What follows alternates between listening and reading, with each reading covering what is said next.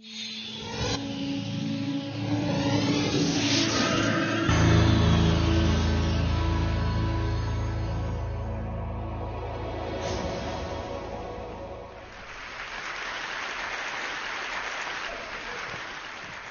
I'll start with this. A couple of years ago, an event planner called me because I was going to do a speaking event. And she called and she said, I'm really struggling with how to write about you on the little flyer. And I thought, well, what's the struggle? And she said, well, I saw you speak, and I'm going to call you a researcher, I think, but I'm afraid if I call you a researcher, no one will come because they'll think you're boring and irrelevant. And I was like, okay. And she said, but the thing I liked about your talk is, you're a storyteller. So I think what I'll do is just call you a storyteller. And of course, the academic, insecure part of me was like, you're going to call me a what? And she said, I'm going to call you a storyteller. And I was like, oh, why not Magic Pixie? I was like, let me think about this for a second. And so I tried to call deep on my courage. And I thought, I am a storyteller. I'm a qualitative researcher. I collect stories. That's what I do. And maybe stories are just data with a soul, and maybe I'm just a storyteller. So I said, you know what? Why don't you just say I'm a researcher storyteller? And she went, there's no such thing. So I'm a researcher storyteller. And I'm going to talk to you today. We're talking about expanding perception. And so I want to talk to you and tell some stories about a piece of my research that fundamentally expanded my perception and really actually changed the way that I live and love and work and parent. And this is where my story starts. When I was a young researcher, doctoral student, my first year I had a research professor who said to us, here's the thing. If you cannot measure it, it does not exist. And I thought he was just sweet-talking me. I was like, really? And he's like, absolutely. So you have to understand that I have a bachelor's in social work, a master's in social work, and I was getting my PhD in social work. So my entire academic career was surrounded by people who kind of believed in the life's messy, love it, and I'm more the life's messy, clean it up, organize it, and put it into a bento box. And so to think that I had found my way, to found a career that takes me, really one of the big sayings in social work is lean into the discomfort of the work. And I'm like, knock discomfort upside the head and move it over and get all A's. That was my mantra. So I was very excited about this. And so I thought, you know what? This is the career for me because I am interested in some messy topics, but I want to be able to make them not messy. I want to understand them. I want to hack into these things that I know are important and lay the code out for everyone to see. So where I started was with connection, because by the time you're a social worker for 10 years, what you realize is that connection is why we're here. It's what gives purpose and meaning to our lives. This is what it's all about. It doesn't matter whether you talk to people who work in social justice and mental health and abuse and neglect. What we know is that connection, the ability to feel connected, is neurobiologically, that's how we're wired. It's why we're here. So I thought, you know what? I'm going to start with connection. Well, that situation where you get an evaluation from your boss and she tells you 37 things that you do really awesome and one thing that you can't, an opportunity for growth. And all you can think about is that opportunity for growth, right? Well, apparently this is the way my work went as well, because when you ask people about love, they tell you about heartbreak. When you ask people about belonging, they'll tell you their most excruciating experiences of being excluded. And when you ask people about connection, the stories they told me were about disconnection. So very quickly, really about 6 weeks into this research, I ran into this unnamed thing that absolutely unraveled connection in a way that I didn't understand or had never seen. And so I pulled back out of the research and thought, I need to figure out what this is. And it turned out to be shame. And shame is really easily understood as the fear of disconnection. Is there something about me that if other people know it or see it, that I won't be worthy of connection? The things I can tell you about it, it's universal. We all have it. The only people who don't experience shame have no capacity for human empathy or connection. No one wants to talk about it, and the less you talk about it, the more you have it. What underpinned this shame, this I'm not good enough, which we all know that feeling. I'm not blank enough. I'm not thin enough, rich enough, beautiful enough, smart enough, promoted enough. The thing that underpinned this was excruciating vulnerability. This idea of, in order for connection to happen, we have to allow ourselves to be seen, really seen. And you know how I feel about vulnerability. I hate vulnerability. And so I thought, this is my chance to beat it back with my measuring stick. I'm going in. I'm going to figure this stuff out. I'm going to spend a year. I'm going to totally deconstruct shame. I'm going to understand how vulnerability works. And I'm going to outsmart it. So I was ready. And I was really excited. As you know, it's not going to turn out well. You know this. So I could tell you a lot about shame, but I'd have to borrow everyone else's time. But here's what I can tell you that it boils down to. And this may be one of the most important things that I've ever learned in the decade of doing this research. My 1 year has turned into 6 years, thousands of stories, hundreds of long interviews, focus groups. At one point, people were sending me journal pages and sending me their stories, thousands of pieces of data. And 6 years. And I kind of got a handle on it. I kind of understood this is what shame is, this is how it works. I wrote a book, I published a theory, but something was not okay. And what it was is that if I roughly took the people I interviewed and divided them into people who really have a sense of worthiness, that's what this comes down to, a sense of worthiness. They have a strong sense of love and belonging. And folks who struggle for it, and folks who are always wondering if they're good enough. There was only one variable that separated the people who have a strong sense of love and belonging and the people who really struggle for it, and that was the people who have a strong sense of love and belonging believe they're worthy of love and belonging. That's it. They believe they're worthy. And to me, the hard part of the one thing that keeps us out of connection is our fear that we're not worthy of connection, was something that personally and professionally I felt like I needed to understand better.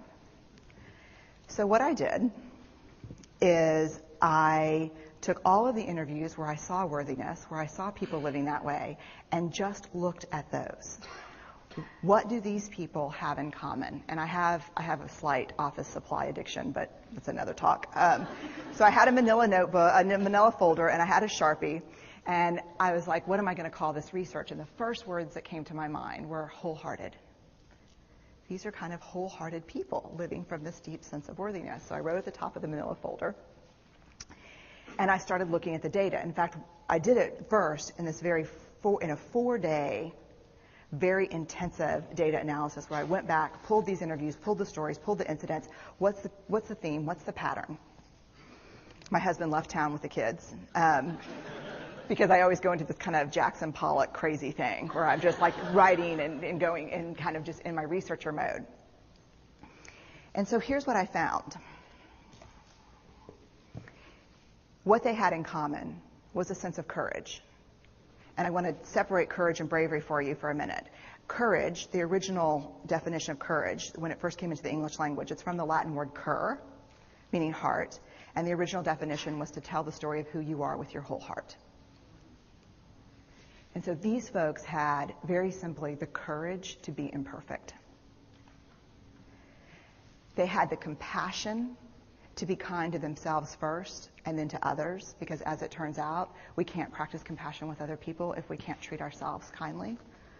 And the last was they had connection, and this was the hard part, as a result of authenticity.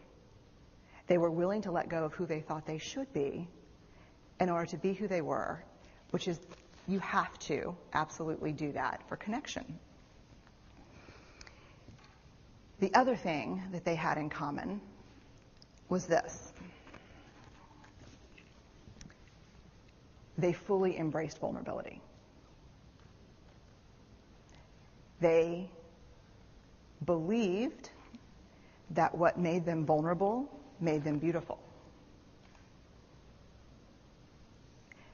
They didn't talk about vulnerability being comfortable, nor did they really talk about it being excruciating, as I had heard earlier in the shame interviewing. They just talked about it being necessary. They talked about the willingness to say I love you first. The willingness to do something where there are no guarantees. The willingness to breathe through waiting for the doctor to call after your mammogram. The willing to invest in a relationship that may or may not work out. They thought this was fundamental. I personally thought it was betrayal. I could not believe I had pledged allegiance to research, where our job, the definition of research is to control and predict, to study phenomenon for the explicit reason to control and predict. And now my mission to control and predict had turned up the answer that the way to live is with vulnerability and to stop controlling and predicting. This led to a little breakdown, which actually looked more like this. And it did. It led to I call it a breakdown. My therapist calls it a spiritual awakening. Spiritual awakening sounds better than breakdown, but I assure you it was a breakdown. And I had to put my data away and go find a therapist. Let me tell you something. You know who you are when you call your friends and say, I think I need to see somebody. Do you have any recommendations? Because about 5 of my friends are like, woo, I wouldn't want to be your therapist. And I was like, what does that mean? And they're like, I'm just saying, don't bring your measuring stick. Okay. So I found a therapist. My first meeting with her, Diana, I brought in my list of the way the wholehearted live. And I sat down, and she said, how are you? And I said, I'm great, I'm okay. And she said, what's going on? And I said, and this is a therapist who sees therapists, because we have to go to those because their BS meters are good. And so I said, here's the thing, I'm struggling. And she said, what's the struggle? And I said, well, I have a vulnerability issue, and I know that vulnerability is kind of the core of shame and fear and our struggle for worthiness, but it appears that it's also the birthplace of joy, of creativity, of belonging, of love, and I think I have a problem, and I need some help. And I said, but here's the thing, no family stuff, no childhood shit, I just need some strategies.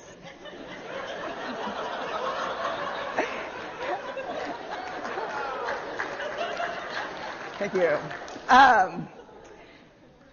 So she goes like this.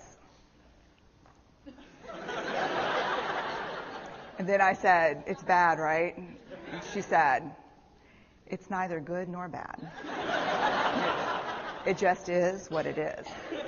And I said, oh my God, this is going to suck. And it did, and it didn't. And it took about a year. And you know how there are people that, when they realize that vulnerability and tenderness are important, that they kind of surrender and walk into it? A, that's not me.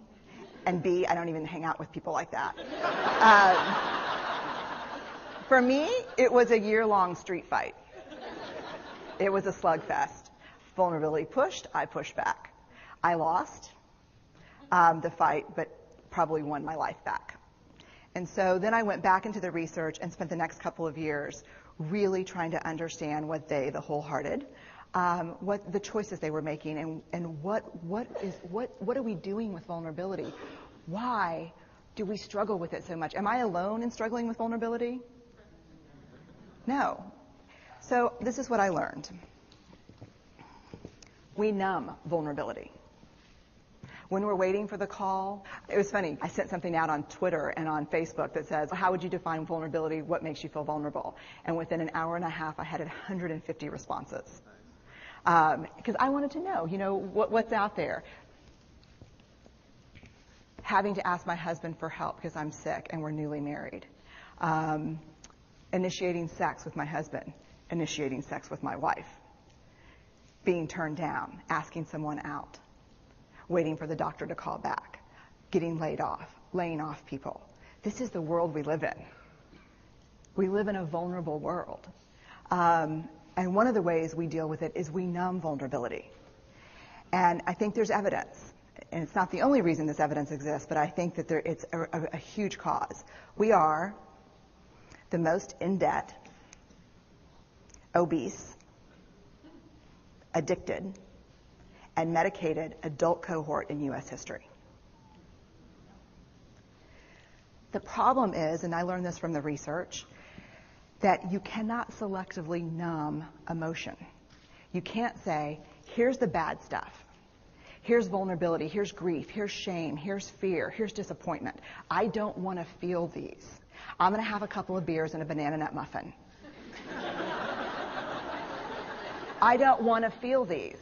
And I know that's knowing laughter. I hack into your lives for a living. I know that's, God. You can't numb those hard feelings without numbing the other affects or emotions. You cannot selectively numb. So when we numb those, we numb joy. We numb gratitude. We numb happiness. And then we are miserable and we are looking for purpose and meaning. And then we feel vulnerable. So then we have a couple of beers and a banana nut muffin. And it becomes this dangerous cycle. One of the things that I think that we need to think about is why and how we numb. And it doesn't just have to be addiction. The other thing we do is we make everything that's uncertain certain. Religion has gone from a belief in faith and mystery to certainty. I'm right, you're wrong, shut up. That's it. Just certain. The more afraid we are, the more vulnerable we are, the more afraid we are. This is what politics looks like today. There's no discourse anymore. There's no conversation. There's just blame. You know how blame is described in the research? A way to discharge pain and discomfort. We perfect. If there's anyone who wants their life to look like this, it would be me. But it doesn't work, because what we do is we take fat from our butts and put it in our cheeks. Which just, I hope in 100 years people will look back and go, wow. And we perfect, most dangerously, our children. Let me tell you what we think about children. They're hardwired for struggle when they get here. When you hold those perfect little babies in your hand, our job is not to say, look at her, she's perfect. My job is just to keep her perfect, make sure she makes the tennis team by 5th grade and Yale by 7th grade. That's not our job. Our job is to look and say, you know what? You're imperfect and you're wired for struggle, but you are worthy of love and belonging. That's our job.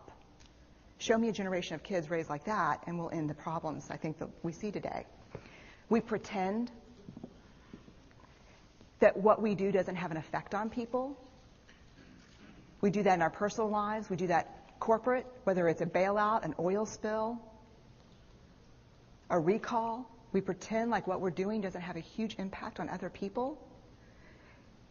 I would say to companies, this is not our first rodeo, people. We just need you to be authentic and real and say, we're sorry. We'll fix it. But there's another way, and I'll leave you with this. This is what I have found. To let ourselves be seen. Deeply seen. Vulnerably seen. To love with our whole hearts, even though there's no guarantee. And that's really hard. And I can tell you as a parent, that's excruciatingly difficult. To practice gratitude and joy in those moments of kind of terror when we're wondering, can I love you this much? Can I believe in this as passionately? Can I be this fierce about this? Just to be able to stop and instead of catastrophizing what might happen, to say, I'm just so grateful. Because to feel this vulnerable means I'm alive. And the last, which I think is probably the most important, is to believe that we're enough. Because when we work from a place, I believe, that says, I'm enough, then we stop screaming and start listening. We're kinder and gentler to the people around us, and we're kinder and gentler to ourselves. That's all I have. Thank you.